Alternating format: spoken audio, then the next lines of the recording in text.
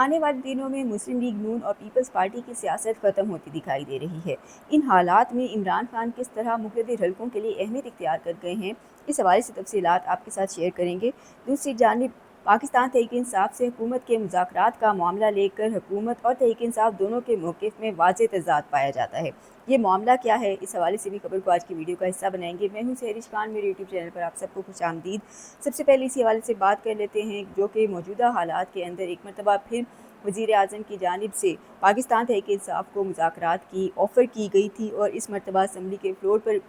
یہ آفر کی گئی، اور پھر بجٹ سیشن کے درمیان حکومت اور اپوزیشن بینچوں کے درمیان ملاقاتوں کی خبریں بھی آئیں، اپوزیشن چیمبر بھی اس سلسلے میں استعمال ہوتا رہا۔ تاہم اب دلچسپ صورتحال یہ پیدا ہوئی ہے کہ حکومت کا موقف مذاکرات کے معاملے پر کچھ اور ہے، اور پاکستان تحریک انصاف کا اپنا موقف مذاکرات کو لے کر کچھ اور ہے۔ Chairman P T I barrister Gohar Ali Khan کی پہلے بات کریں تو وہ کہتے ہیں کہ حکومت کے ساتھ بات چیت نہیں ہو رہی، اور فی الحال مذاکرات صرف نام اور پیشکش کی حد تک ہی محدود ہیں۔ سہیل آفریدی کی تبدیلی کے حوالے سے خبروں کو بھی انہوں نے بے بنیاد قرار دیا ہے، اور ساتھ ہی کہا ہے کہ کشمیر سے متعلق پی ٹی آئی 2 دن میں ایک بڑا فیصلہ کرنے جا رہی ہے۔ پشاور ہائی کورٹ میں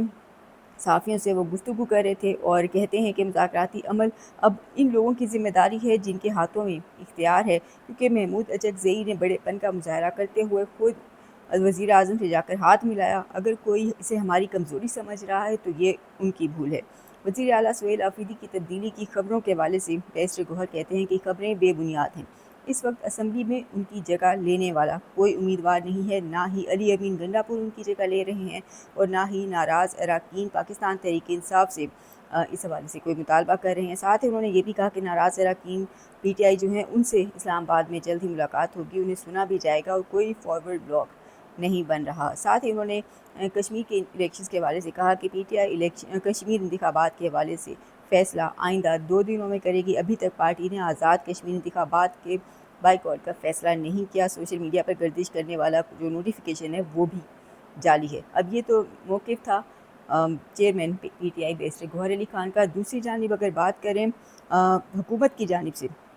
جو موقف ہے اسی معاملے کے اوپر، تو وہ بڑا دلچسپ ہے۔ حکومت کی جانب سے کہا جا رہا ہے کہ پاکستان تحریک انصاف کے ساتھ مذاکرات کا جو معاملہ ہے وہ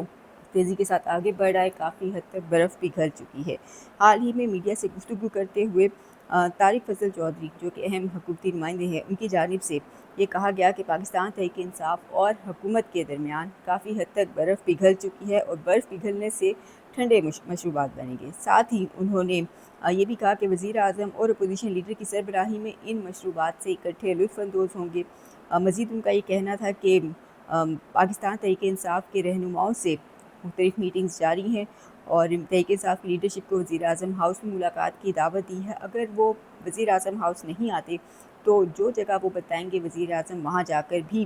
بات کر سکتے ہیں، اس میں کوئی آر محسوس نہیں کرتے۔ ساتھ ہی انہوں نے یہ بھی انکشاف کیا کہ ان تمام کوششوں کو رانا ثناءاللہ لیڈ کر رہے ہیں، اور ساتھ ہی انہوں نے یہ بھی کہا کہ وزیر اعظم اور لیڈر آف اپوزیشن ٹیبل پر بیٹھے تو ایجنڈا اوپن ہوگا، کوئی پہلے سے طے نہیں کرے کہ اس ٹاپک پر بات ہوگی یا اس ٹاپک پر بات نہیں ہوگی۔ تو یہاں پر ڈاکٹر طارق فضل چودھری بہت کھلے الفاظ کے اندر یہ بتا رہے ہیں کہ حکومت اور پاکستان تحریک انصاف کے درمیان مذاکرات جو ہیں وہ جاری ہیں، اور تیزی کے ساتھ برف پگھل رہی ہے، اور کوئی ایسی بات بھی نہیں ہوگی کہ یہ والی بات کرنی ہے مذاکرات میں، یہ بات نہیں کرنی ہے۔ تو دوسری طرف لیکن پاکستان تحریک انصاف کے جو چیئرمین ہیں بیرسٹر گوہر علی خان، ان کا موقف مکمل طور پر متضاد ہے۔ وہ کہتے ہیں کہ حکومت کے ساتھ بات چیت نہیں ہو رہی، فی الحال مذاکرات صرف اور صرف نام اور پیشکش کی حد تک ہی محدود ہیں۔ دوسری جانب اگلی خبر کی بات کریں تو ان دنوں ملکی سیاسی صورتحال کافی دلچسپ ہے۔ جو حکمران جماعتیں ہیں، اتحادی جماعتیں، ان کی آنے والے دنوں کے اندر سیاست بالکل ختم ہوتی ہوئی دکھائی دے رہی ہے۔ خاص طور پہ نون لیگ اپنے آپ کو ایک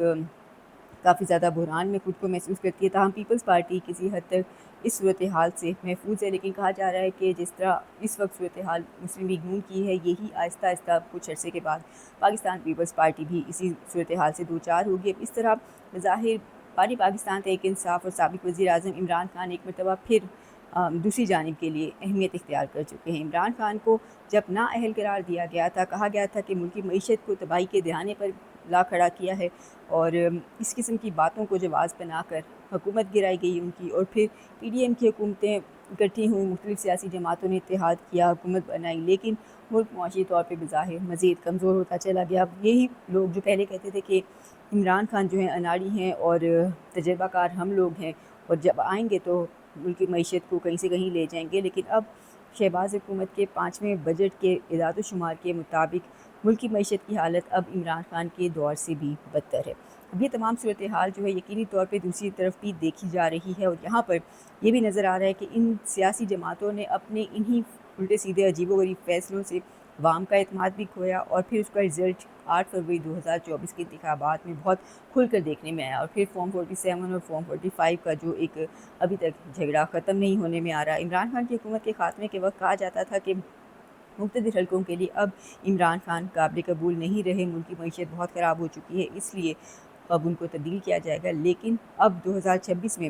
صورتحال جو ہے بالکل یکسر بدل چکی ہے۔ کئی سینئر صحافی اب یہ دعویٰ کر رہے ہیں کہ اتحادی جماعتوں کی حکومت کے عوام میں غیر مقبول فیصلوں اور ملکی معیشت کو نقصان پہنچانے کے باعث اب خاص طور پر نون لیگ اور پیپلز پارٹی دوسری طرف کے لوگوں کے لیے قابل قبول نہیں رہی۔ عوام میں سیاسی جماعتوں یا ان کے قائدین کی مقبولیت کی بات کریں تو اب بھی اڈیالہ جیل میں قید سابق وزیر اعظم عمران خان